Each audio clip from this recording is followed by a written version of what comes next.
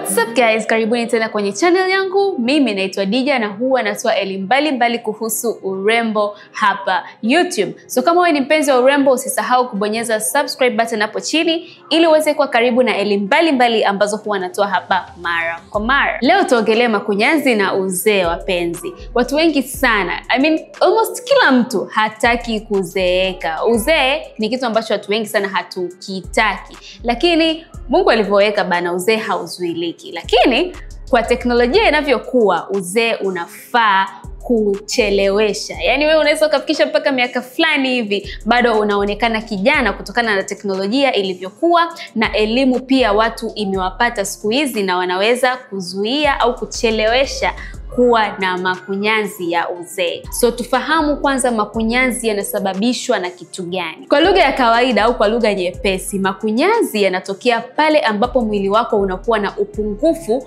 wa collagen. Collagen ni aina ya protein ambayo inapatikana katika miili yetu. Miili yetu inatengeneza collagen na pia tunaipata katika vyakula na vitu vingine vingi ambavyo tunavifanya. Na hii collagen ni 25% mpaka 35% ya protini yote ambayo inapatikana katika miili yetu. Na kazi kubwa ya collagen katika miili yetu wapenzi ni kubind tissues together. Tissues hizi ni either kwenye ngozi, kwenye nywele, kwenye kucha, kwenye viungo vya mwili, yani kote ambao kuna tissues ambazo zimeshikana kwa pamoja. Inayofanya kazi hii ni collagen katika miili yetu. Na ndio maana mtu akiwa na umri mdogo anakuwa na collagen nyingi na ngozi yake inaonekana very soft. Lakini mtu umri unapozidi kwenda, collagen inaendelea kupungua na ndio maana ngozi inakuwa na mikunjo tofauti tofauti. So kama nilivyoambia mwanzoni wapenzi, collagen ndogo ndo ambavyo unakuwa na makunyanzi. So ili usiwe na makunyanzi ya haraka, unatakiwa ujue jinsi ya kuboost collagen mwilini kwako. Na kuna njia nyingi sana ambazo leo nitawafundisha ambazo unatumia kuweza kuboost collagen katika mwili wako. Kitu cha kwanza kabisa ni kufanya facials mara kwa mara. Kwa mfano, kuna hii facial inaitwa radio frequency facial. Hii mashine inakuwa inasaidia kuboost collagen production katika mwili wako.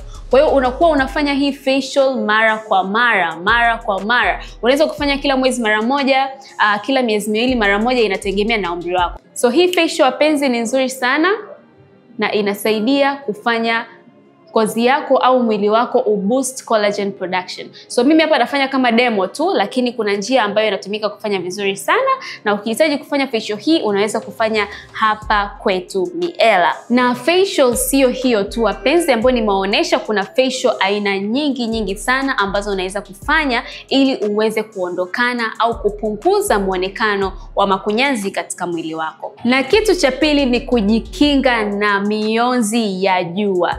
Jua ni kitu cha kwanza au kitu kikubwa sana ambacho kinaweza kusababisha makunyanzi yaanze kuonekana haraka kwenye ngozi yako. Kwa hiyo jitahidi sana uwe unakinga ngozi yako na jua. Na siku hizi bana mambo ni teknolojia. Kwa hiyo kuna njia nyingi za kujikinga na jua. Njia mojawapo ni kupaka sunscreen mara kwa mara. Yaani wewe ukishafikisha umri fulani kuanzia miaka 25, 28, 30 uanze kupaka sunscreen kwenye ngozi yako, kwa sababu mionzi ya jua itakuwa inaweza kuaffect production ya collagen katika ngozi yako. Kwa hiyo unapokuwa unapaka sunscreen inakuwa inasaidia mionzi ya jua isiwe inaharibu ngozi yako. Na kabla ya kupaka sunscreen wapenzi, unahakikisha unaangalia sunscreen yenye kiwango kizuri, sunscreen yenye ubora, sunscreen original, ili iwe inakupa manufaa zaidi kuliko ambavyo inaharibu ngozi. Kama tunavyojua wapenzi, siku hizi kila kitu kimekuwa na dupes. Yaani unakuwa na kitu original na kitu fake. Kitu original na kitu fake. Na kuziangalia hivi kwa macho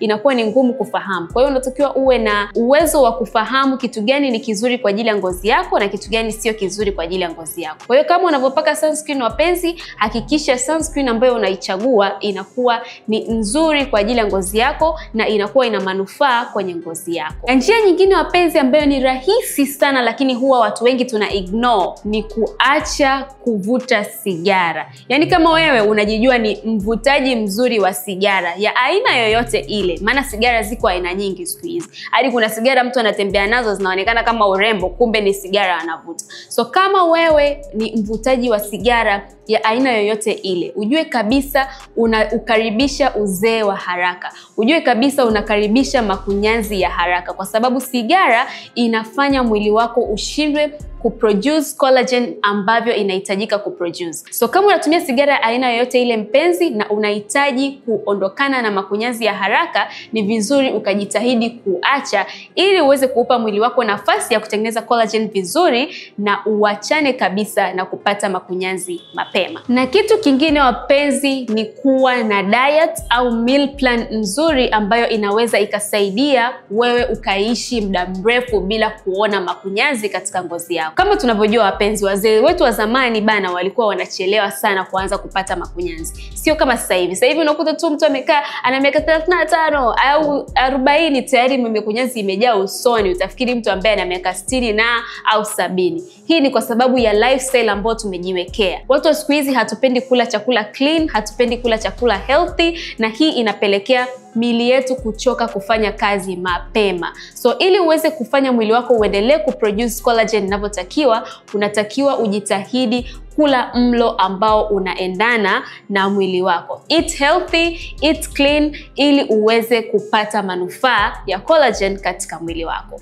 Na njia nyingine wapenzi ambayo ni rahisi sana lakini huwa watu wengi tuna ignore, ni njia ya kutumia mafuta mazuri kwenye ngozi yako. Hakikisha unaipenda ngozi yako, unaitunza na unaijali, okay? Sio kila kitu ni cha kupaka kwenye ngozi. Maana wengine bana, kila kiona tu kitu kipya kimetoka huko mtandaoni anapaka. Kila kiona kitu kipya kimetoka mtandaoni anapaka bila hata kuangalia ina madhara gani katika ngozi yako. So jitahidini sana wapenzi muweze kupaka mafuta au vipodozi ambavyo vina viwango, vipodozi ambavyo ni vizuri ili uweze kuilinda ngozi yako kwa manufaa yako mwenyewe ya baadaye. Kwa sababu kama tunavyojua wapenzi, vitu vingi vikiwa na madhara havionekani hapo hapo. Madhara hayo yanakuja kuonekana baadaye. Umeshakaa miaka 3, 4, 5 au hata 10, ndo baadaye unakuja kuona kwamba ngozi yako imekuwa mbaya, ngozi yako imekuwa kila product unayopaka inadunda.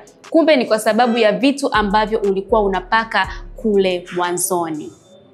Na la kuongezea hapo wapenzi, kuna hizi collagen supplements ambazo zinakuja katika mfumo wa powders au unga, na pia collagen supplements ambazo zinakuja katika mfumo wa vidonge au tablets.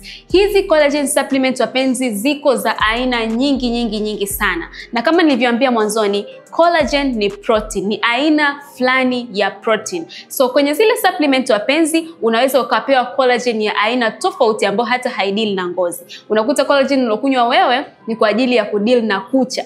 Collagen ulokunywa wewe ni kwa ajili ya kudeal na nywele. Collagen ulokunywa wewe ni kwa ajili ya kudeal na kitu kingine kabisa ambacho hakihusiani na ngozi. So kabla haujanywa collagen supplement yoyote, hakikisha anayekuuzia ana uwezo wa kukuambia kwamba collagen hii iki breakdown inakuwa katika protein ya aina fulani au katika protein ya aina hii, ili uweze kujua collagen hiyo unavyokunywa inakuwa ina target kitu gani. Maana unaweza kuwa unakunywa collagen supplements nyingi tu, mara ma powders, mara ma vidonge, lakini havikusaidii katika sekta ambayo unahitaji collagen hiyo ikusaidie. So before hujaanza kunywa supplements au kabla hujaanza kunywa hizo powders za collagen, hakikisha unachunguza kwa undani zaidi uweze kufahamu hiyo collagen unayokunywa inakusaidia katika kitu gani, au unapoteza tu pesa zako. So ni hayo tu kwa leo wapenzi. Kama una swali lolote kuhusu mada hii ya leo, hakikisha una drop comment yako hapo chini na mimi nitakujibu kwenye video ijayo.